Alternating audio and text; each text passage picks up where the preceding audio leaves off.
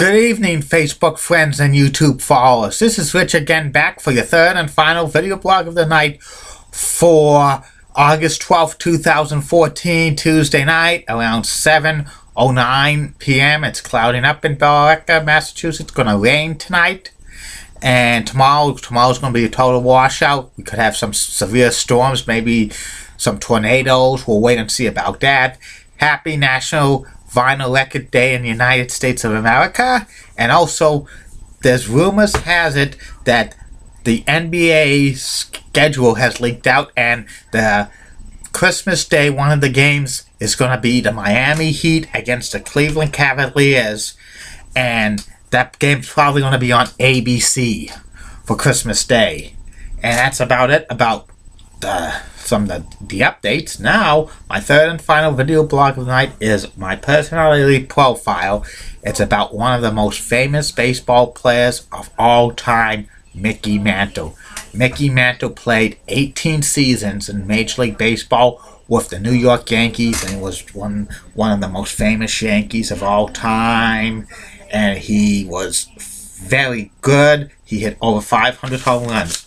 Mickey Mantle was born and grew up in Oklahoma, and he played baseball and football in high school. He was so good at football that he was offered a scholarship to play for the University of Oklahoma, but he turned it down because he loved playing baseball so much. He played semi-pro baseball in 1948 during his senior year, before his senior year in high school.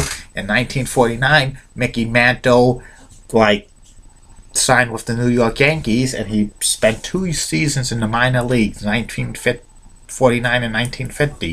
1951, he made the Major League roster for the New York Yankees, and he played the outfield position. At first, he wore number 6, but he made his Major League debut on April 17th, 1951. But he struggled the first few weeks up with the Yankees, so they sent him down to the AAA affiliate in Kansas City, Missouri. But he played so good there, he got recalled, and he wore his famous number 7 for the rest of his career. In 1952, he moved to center field, replacing Joe DiMaggio, who retired. And then he controlled the center field for the New York Yankees for the next 13 years. He won 7 World Series championships with the New York Yankees. 3 times he was the most valuable player for the American League, including he won the Triple Crown in 1956, 353 average, 52 home runs, 130 RBIs. 4 times he was the American League home run champion, 1955, 1956, 1958, and 1960. He hit 18 World Series home runs, a record. And in 1961, Mickey Mantle was in a famous home run race with his teammate Roger Maris. They were going to break. They were fighting each week to see who's going to break Babe Ruth's record. And Mickey Mantle finished with 54 home runs, but he missed most of September because he had an illness and he was in the hospital. And Roger Maris broke the record of 61 home runs and in 1961, and it got a lot of fans mad because they loved Mickey Mantle, and they booed. They didn't really like Roger Maris because Roger Maris was kind of quiet, and Mickey Mantle was the star of the Yankees. And towards the end of the career, Mickey Mantle's skills was declining, so he moved to first base. 1967, on Mother's Day, he became the 6th player in Major League history to hit 500 home runs. He retired in 1968. September 28, 1968 was his last game, and he finished with a career average of .298, 536 home runs, 1,509 RBIs, and 2,415 hits. And he hit the most home runs by a switch hit of all time, and when he retired, he was third on the all-time home run list. Mickey Mantle never made more than $100,000 a year in his career because ball players back then didn't make the big bucks like they did, and he had to get a job during the off season, and they didn't get they got endorsements, but they weren't millions and millions of dollars. They might have been hundreds to $1,000 at most. And Mickey Mantle, number 7, was retired by the New York Yankees the next year, and he after his playing days, he worked for NBC for a time doing some Major League Baseball Game of the Weeks. He was in the studio for hosting the 1969 World Series. He actually did some part-time work for the Montreal Expos calling games. And in 1974, he was a first ballot Hall of Famer.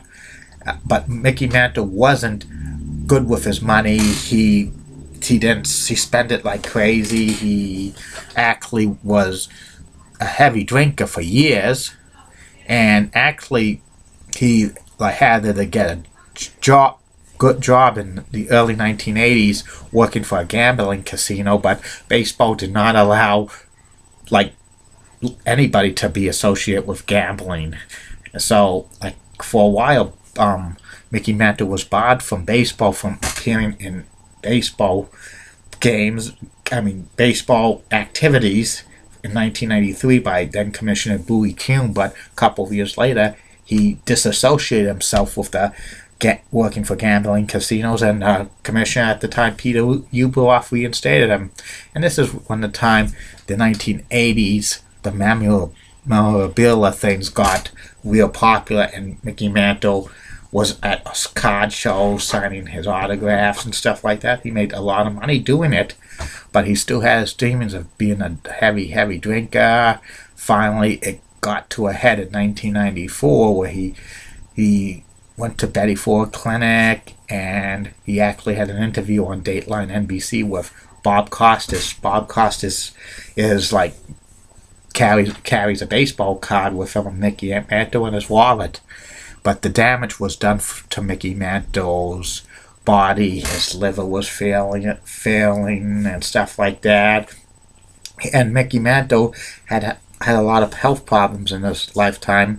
I think both his father only lived to about 44 years old. Died of, I think, Hodgkin's disease. Also, his grandfather only lived to 60. He died of Hodgkin's disease. Mickey Mantle had very bad knees. He had a leg condition that almost caused him to have his leg amputated in high school. He was disqualified from going into the army because of his leg condition. And Mickey Mantle needed a new liver, and in 1995, in June, he got a new liver. There was a lot of controversy about that because of Mickey Mantle being a famous person, and he got a liver right away, because any type of organ transplant, the wait list could be as much as a year. But sometimes when a person's very famous, they get any type of transplant almost immediately. But after he got the liver transplant, he made this famous quote saying that, "Don't look up to me as a hero," because of the condition he was in. But the liver kind of got rejected, and he had more health problems. And on August 13th, 1995, Mickey Mantle passed away at the age of 63. Yeah, Mickey Mantle was probably one of the most famous baseball players of all time for the New York Yankees. I actually have a New York Yankees t-shirt of Mickey Mantle in my drawers, number 7. I've read many books about Mickey Mantle and stuff like that. They're good books, stuff like that.